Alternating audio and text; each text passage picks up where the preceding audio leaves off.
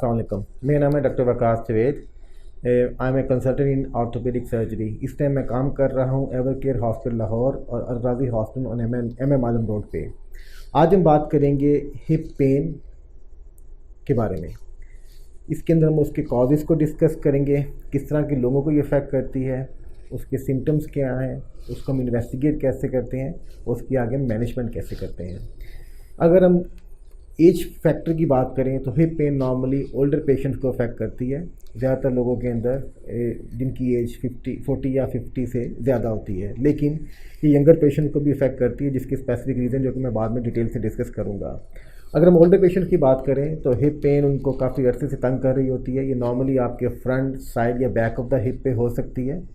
Patient के लिए चलना फिरना मुश्किल है, सीने चलना मुश्किल है, नमाज़ पढ़ना मुश्किल है और अपनी लाइफ की एक्टिविटीज़ करना बहुत मुश्किल होता है। जो मोस्ट कॉमन कॉज है ओल्डर पेशेंट्स में जिनमें लॉन्ग टर्म हिप में पेन है, उसका मोस्ट कॉमन कॉज होता है osteoarthritis of the hip joint. It means कि उनके हिप जॉइंट के अंदर वेयर एंड टेयर हो जाता है, जिसकी वजह से उनकी जॉइंट की काम करने की कैपेसिटी कम हो जाती है, उसमें लुब्रिकेंट कम हो जाता है, जिसको हम सादे अल्फाज में ऐसे कहते हैं।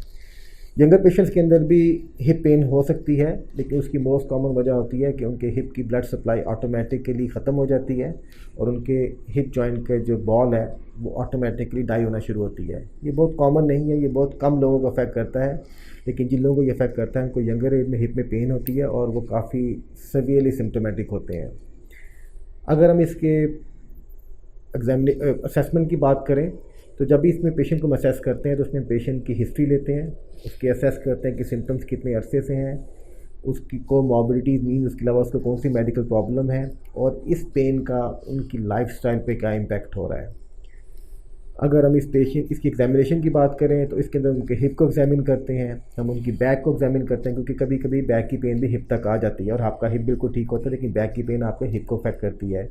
इसके अलावा हम उनकी नी को भी एग्जामिन करते हैं, क्योंकि इसकी पेन भी बाज़ औक़ात हिप के पेन के साथ कंफ्यूज कर सकते हैं आप। एग्जामिनेशन के बाद हम पेशेंट्स के एक्सरे करके उनकी असेसमेंट करते हैं। एक्सरे की मदद से हमें अंदाज़ा हो जाता है कि उनके हिप के अंदर आर्थराइटिस है या उनके हिप के अंदर एवेस्कुलर नेक्रोसिस है या उसकी ब्लड सप्लाई की वजह से उनके हिप की जो बॉल है वो डाई हो गई है, वो उसकी डेथ हो गई है या उसकी बॉल ने काम करना छोड़ दिया है। असेसमेंट के बाद फिर उसके बाद हम पेशेंट की एज, उसके सवेरिटी लेवल, उसके सिम्टम्स के मुताबिक पेशेंट का ट्रीटमेंट डिसाइड करते हैं। अगर तो पेशेंट के सिम्टम्स माइल्ड हैं, वो मैनेज कर रहा है अपनी लाइफ एक्सपेक्टेंसी, उसकी लाइफ एक्टिविटीज़ नॉर्मल कर रहा है, तो फिर हम पेशेंट को सिर्फ कंजर्वेटिव मैनेज करते हैं, उसको पेन किलर देते हैं, अपनी हिम्मत के मुताबिक वो मोबिलाइज़ करता है, काम करता है। जब उसको दर्द ज़रूर से ज़्यादा होती है तो फिर हम उसको पेन किलर इस्तेमाल करने की एडवाइस करते हैं। इसलिए हम उसको, अगर तो उसकी पेन इससे ज़्यादा बेहतर नहीं होती तो कभी कभी कुछ पेशेंट्स के अंदर हिप में इंजेक्शन भी लगा सकते हैं, जो कि अगेन उनके सिम्टम को कुछ अर्से के लिए ठीक कर देता है। लेकिन अगर हम इसकी परमानेंट ट्रीटमेंट की बात करें, जो कि इसका डेफिनेट ट्रीटमेंट है, तो वो है हिप रिप्लेसमेंट। हिप रिप्लेसमेंट्स के अंदर हम पेशेंट के बॉल एंड सॉकेट जॉइंट को रिप्लेस कर देते हैं विद ए आर्टिफिशियल जॉइंट। अगर आप मेरे साथ नहीं तो मैं आपको एक मॉडल दिखाता हूँ। इसके अंदर ये एक हिप रिप्लेसमेंट का मॉडल है। इसके अंदर ये सॉकेट है जो कि हम आपकी पेल्विक बोन के अंदर डालते हैं और ये एक बॉल है जो कि हम आपकी हिप की बोन की जगह पे रिप्लेस करते हैं and they make a ball and socket joint, और इससे इनकी मूवमेंट्स होती हैं। इस बॉल एंड सॉकेट जॉइंट का बेनिफिट ये है कि इससे पेशेंट की पेन बिल्कुल ठीक हो जाती है, पेशेंट की मोबिलाइजेशन बिल्कुल नॉर्मल हो जाती है, वो अपनी नॉर्मल लाइफ एक्टिविटीज़ को दोबारा स्टार्ट कर देते हैं। कभी कभी इनकी अगर कॉम्प्लिकेशंस की बात करें तो हिप रिप्लेसमेंट बड़ा रिवॉर्डिंग प्रोसीजर है। इसके अंदर जो सक्सेस रेट है वो मोर देन 96 to 97% है। मीन्स 96 to 97% पेशेंट सर्जरी के बाद बहुत खुश होते हैं। कुछ एक दो पेशेंट में कॉम्प्लिकेशन होती है, लेकिन अगर वो कॉम्प्लिकेशन हो तो हम उसको अकॉर्डिंगली डील करते हैं।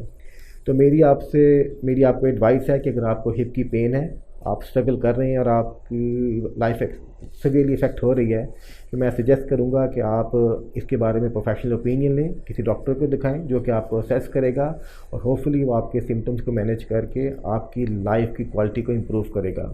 Thank you.